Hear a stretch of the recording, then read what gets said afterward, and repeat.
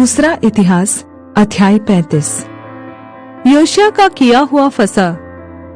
योशिया ने यरूशलेम में यहोवा के लिए फसह पर माना और पहले महीने के 14वें दिन को फसह का पशु बलि किया गया। उसने याजकों को अपने अपने काम में ठहराया और यहोवा के भवन में सेवा करने को उनका हियाव बंधाया। फिर लेवी जो सब इस्राएलियों को सिखाते और यहोवा के लिए पवित्र ठहरे थे, उनसे उसने कहा, तुम पवित्र संदूक को उस भवन में रखो जो दाऊद के पुत्र इस्राएल के राजा सुलेमान ने बनवाया था। अब तुमको कंधों पर बोझ उठाना न होगा। अब अपने परमेश्वर यहोवा की और उसकी प्रजा इस्राएल की सेवा करो। इस्राएल के राजा दाऊद और उसके पुत्र सुलेमान दोनों की लिखी हुई विधियों के अनुसार अपने अपने पितरों के अनुसार अपने अपने दल में तैयार रहो।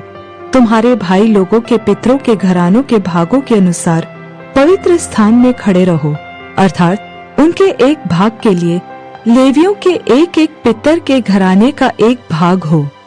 फसह के पशुओं को बलि करो और अपने अपने को पवित्र करके अपने भाइयों के लिए तैयारी करो कि वे यहोवा के उस वचन के अनुसार कर सके जो उसने मूसा के द्वारा कहा था।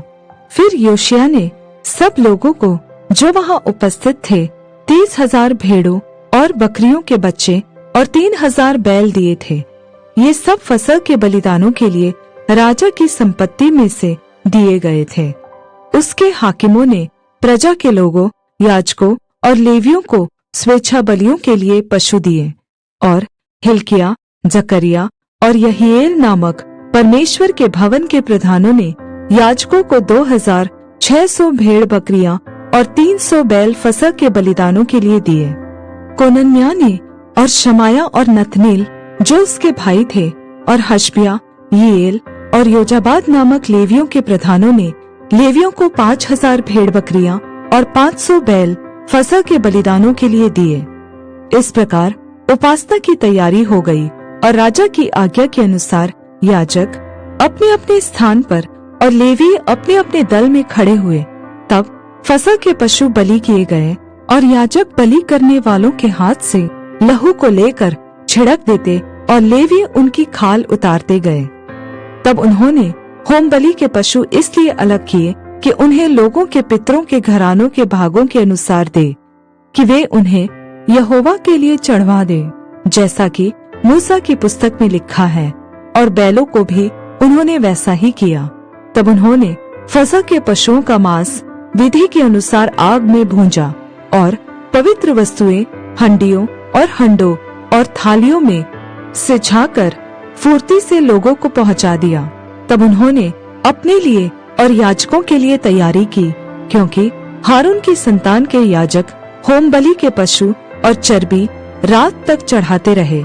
इस कारण लेवियों ने अपने लिए और हारून की संतान के याजकों के लिए तैयारी की। आसाप के वंश के गवैये दाऊद, आसाप, हेमान और राजा के दर्शी यदुतून की आज्ञा के अनुसार अपने अपने स्थान पर रहे और द्वारपाल एक एक फाटक पर रहे। उन्हें अपना अपना काम छोड़ना न पड़ा, क्योंकि उनके भाई लेवियों ने उनके लिए तैयारी की। अतः उसी दिन राजा योशिया की आज्ञा के अनुसार फसह मनाने और यहोवा की वेदी पर होमबलि चढ़ाने के लिए यहोवा की सारी उपासना की तैयारी की गई। जो इस्राएली वहां उपस्थित थे, उन्होंने फसह को उसी समय और अख़मीरी रोटी के पर्व को 7 दिन तक माना।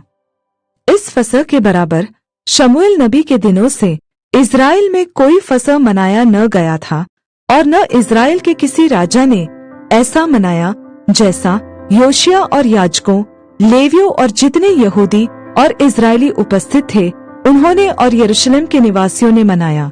यह फसह योशिया के राज्य के 18वें वर्ष में मनाया गया। योशिया की मृत्यु और उसके राज्य का अंत। इसके बाद जब योशिया भवन को तैयार कर चुका, तब मिस्र के राजा नको ने फरात के पास के करकमिश नगर से लड़ने को चढ़ाई की और योशिया उसका सामना करने को गया। परंतु उसने उसके पास दूतों से कहला भेजा, हे यहूदा के राजा, मेरा तुझसे क्या काम? आज मैं तुझ पर नहीं, उसी कुल पर चढ़ाई कर रहा हूँ जिसके साथ मैं युद्ध करता हूँ। फिर परमेश्वर ने मुझसे फुर्ती करने को कहा है, इसलिए परमेश्वर जो मेरे संग है उससे अलग रह, कहीं ऐसा न हो कि वह तुझे नाश करे। परन्तु योशिय्याह ने उससे मुँह न मोड़ा, वरन उससे लड़ने के लिए भेष बदला और नको के उन वचनों को न माना जो उसने परमेश्वर की ओर से कहे थे, और मगिद्दो की तराई में उससे युद्ध करने को गया। तब धनुर्धारियों ने राजा योशिय्याह की ओर तीर छोड़े, और राजा ने अपने सेवकों से कहा, मैं बहुत घायल हो गया हूँ, इसलिए मुझे यहाँ से ले चलो। तब उसके सेवकों ने उसको रथ पर से उतारकर उसके दूसरे रथ पर चढ़ाया और यरूशलेम ले गए। वहाँ वह मर गया और उसके पुरखाओं के कब्रिस्तान में उसको मिट्टी दी गई। यहूदियों और यरूशलेमियों ने योशिय्याह के लिए विलाप किया। यिर्मयाह ने योशिय्याह के लिए विलाप का गीत बनाया, और सब गाने वाले और गाने वालियाँ अपने विलाप के गीतों में योशिय्याह की चर्चा आज तक करती है। इनका गाना इज़राइल में एक विधि के तुल्य ठहराया गया, और ये बातें विलाप गीतों में लिखी हुई है। योशिय्याह के और काम और भक्ति के जो काम उसने उसी के अनुसार किए जो यहोवा की व्यवस्था में लिखा हुआ है, आदि से अंत तक उसके सब काम इज़राइल और यहूदा के राजाओं के इतिहास की पुस्तक में लिखे हुए हैं।